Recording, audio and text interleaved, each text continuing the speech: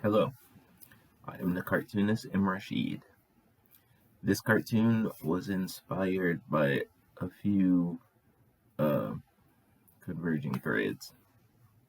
The first one was part of my dad story. When I was younger, when I was a preteen, my dad was falsely accused of a crime when he was working at Chrysler Corporation, and they laid him off. And the case was sloppy. It was, a sloppy, like people had um,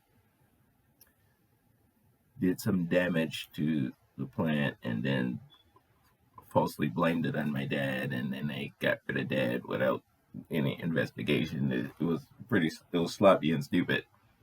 Sloppy enough for dad was like, I'm suing you, you know. So uh, he did sue them and he won. But the important part of that to me was in the beginning when dad got with the attorneys and stuff to talk about the case. The attorneys saw how sloppy it was, and they were like, this is easily winnable.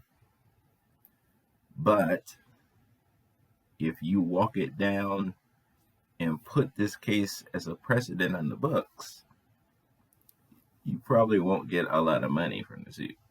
Probably not. Usually, people who do that first type of case that sets a legal precedent. Surprisingly, there wasn't a whole lot of blatant racism type cases on the books. The attorney explained that usually the corporation will settle out of court. They'll offer this lump sum, and the wronged party will generally be dazzled by the lump sum and take it. And that's to me, that's a form of weaponizing the artificial impoverished state upon my people. You hold us down in poverty to the point where you're able to dangle these trinkets in front of us, and we'll just take it without thinking the problem through because we've been impoverished so long. So using poverty as a weapon is a aspect of systemic racism. And this concept of preventing me from walking a case down so that it's the legal precedent is now on the books. You're keeping that from happening by settling out of court all the time. That's a form of a major component of systemic racism. Important that I bring it up because I mentioned before, figures like the intellectual dark web will often say, like, there can't be like playing disingenuous word games, semantics games. They'll say there can't be a systemic racism because racism is technically illegal. And they'll say dumb trash like that. The problem with that is that it doesn't look at history. It's just on the surface level playing word games. The history of how systemic racism is real, how it actually functions, is the people in power, in this case the white racist aristocracy, forms a colluding, racketeering, criminal economic bubble. It's an organized crime. And they have their gatekeepers at every point of access, So to discriminate based on race is absolutely illegal. But if your hand-picked people are at all the points of this economic bubble, you can get away with doing whatever you want. Just like that's how racketeering functions. It's organized crime. Systemic racism is very much illegal, and it is it happens because of the concept of, I think I've mentioned it before in that one Joe Rogan interview he did with Tom Segura. And Tom Segura asked him, like, out in LA is all these like coyotes and stuff. This is California, so it's like the animal rights haven. So how are y'all getting around these the laws for getting rid of these coyotes? And Joe Rogan was like, you shoot, shovel, and shut up. So he's like, the people in your community, they wink and then they collude to a mini racketeering criminality bubble designed to get around California's stringent animal rights protections over the wildlife there. So he's admitting this out loud, that the way we get past this law is to collude as racketeers. That's how it functions. Shoot, shovel, and shut up. We wink. We all on the same page. There's no formal law or formal contract among us. We just agree that this is what we're going to do and wink. That's how monopolists, that's how all those colluding, racketeering, organized crime functions. Keep it all in my head. We know what we know. Shush, shush. So, back to the legal thing.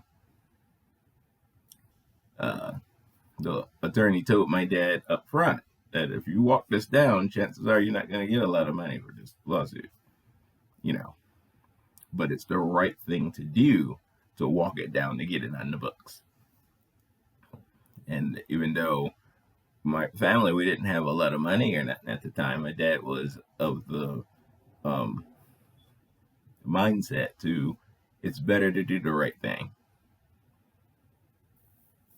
So along the way, Chrysler absolutely tried to settle out of court and buy him off with like dazzling lump sums and stuff. And they like, nah. There was actually a point where the initial attorney that they hired, not that guy that he that consulted with him, but another lady, they got her first because the price was cheaper, and he woke up from his sleep from a vision where the lady had betrayed them. So that woke up, we have to go see this lady, this attorney. So they him and Ma got together and they went down, and when they opened the doors to her office and she saw them, they said they surprised the look of horror on her face, of terror, like, what are you doing here? And they're like, did you file such and such and such by the date, the way we discussed? And she was literally waiting for the date to pass where it would be too late to do something critical. And then my and dad had to do that stuff themselves. And then after that, they didn't hire any attorneys. And they ended up winning the case by doing all the attorney work from their end. A valuable lesson or two or three, But the important part was the corporation. It benefits only the bad guys for you to settle out of court. And I know my people are going through. And that's by design. They've artificially impoverished you, So even among the comedians, you remember that stupid movie with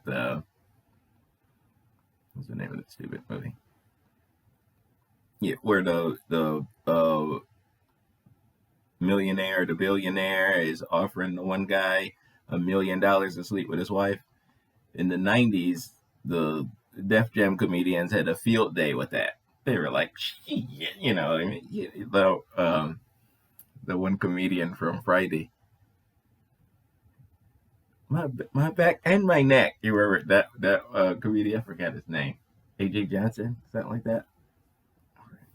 But his in his Def Jam special, he was like, you could have her for $200 and a nice pair of boots. So they're joking, but that's a reflection of the artificial impoverishment weaponed against us. Or I can offer you anything and you'll just take it because I'm poor. That mindset.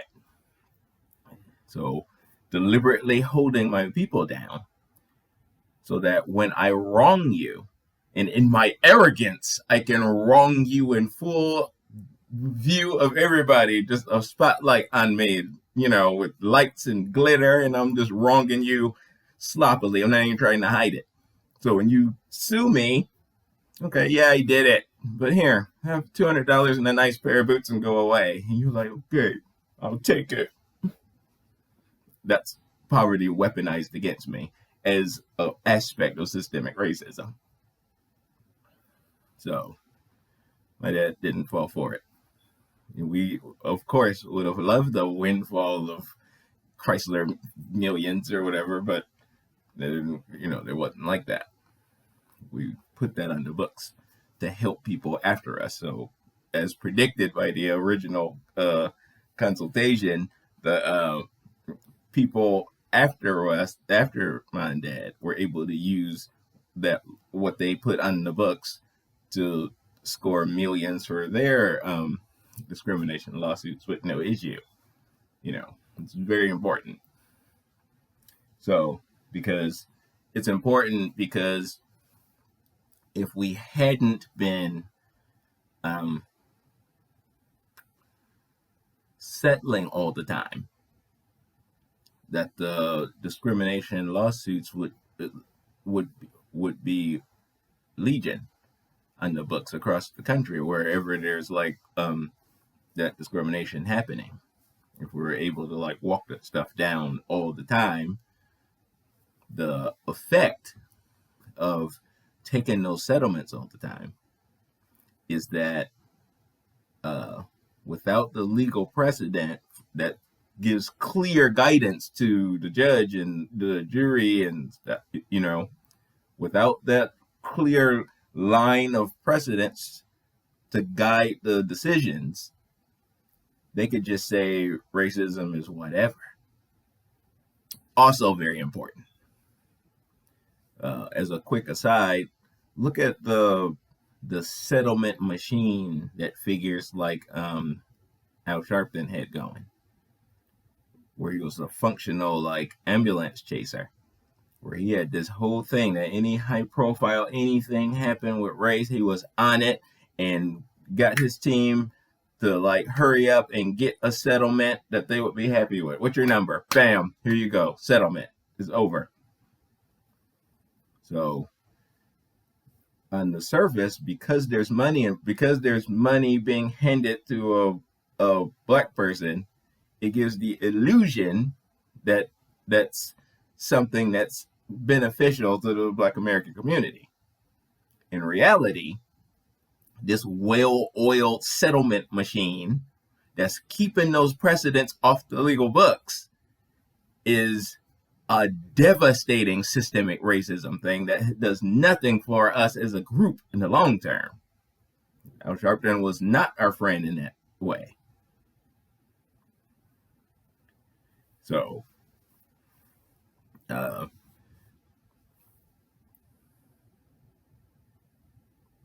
mean, it's ugly. It's ugly because we need that. Without that, let's look at there was this one case. There's a company in the Carolinas where the service they were offering was spa treatments or something like that. Massages, spa treatments, and the wealthy, or let's say wealthy patrons of this business were white people, older white people, who would abuse the black members of the staff. They would say, I don't want your black hands touching me. I just want only white people and, whatever touching me. I don't want no black people touching me. And then they were instead of checking that behavior, the company just allowed it until predictably it got worse and worse. Because when that kind of racist hits that line and you don't check them, then they'll keep going. They'll get more and more brazen, and then the N-word is flying, and then they get worse and worse, and the next thing you know, it's 1840 all over again up in there. So the black people decided to do a lawsuit, and the company settled.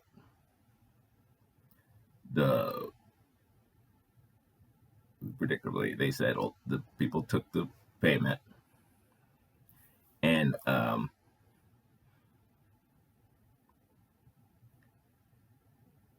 just months later, the Supreme Court ruled, making it harder to bring up a racial discrimination lawsuit against the company. Just a few months later, clearly piggybacking off that, the Supreme Court unanimously, your girl Ruth was on at the time. That was when they put that but for thing in there. They made it much more difficult for the wronged poor party in a racial discrimination lawsuit to be able to put the company on notice that way. The Supreme Court unanimously ruled in favor of the white-owned racist corporate. And they were able to do it because after all these years of taking the settlements, the books are considering the history of racism, the race relations in the United States of America, the law books of the United States is oddly sparse. It's oddly devoid of all these hard-hitting racism, anti-discrimination precedent suits, because the settlement machine is a powerful tool of systemic racism, and they were doing that on purpose. If somebody's poor and they need money right now, I need my rent paid right now, and I dangle $200 in a nice pair of boots in front of your face, I'm taking it. I don't have time to fight this faceless super corporation. It's probably not faceless. It's well branded. They paid a lot of money for their brands, but they're really not faceless. It's maybe 3 circles or something as their face. But as an example, they're not faceless. But I'm probably not going to have the patience in my artificial impoverishment to spend years fighting this racial discrimination battle that I can win, but they have these unlimited deep pockets to just hold me at bay until finally I win the suit, which was what happened to my mom and dad. It took quite some time for them to finally walk that thing down. They did it. They couldn't withhold it forever, but they finally knocked it out. But that's a powerful lesson there, that it's a lonely and hard road to do the right thing, especially inside of the anti-racism activist space. It's hard, and the bad guys are the supervillains of legend. There's a reason why in the previous era of literature, the bad guy, the super bad guy, was always the super wealthy guy with his own personal army and his Dr. No, and those kind of bad guys. Today, we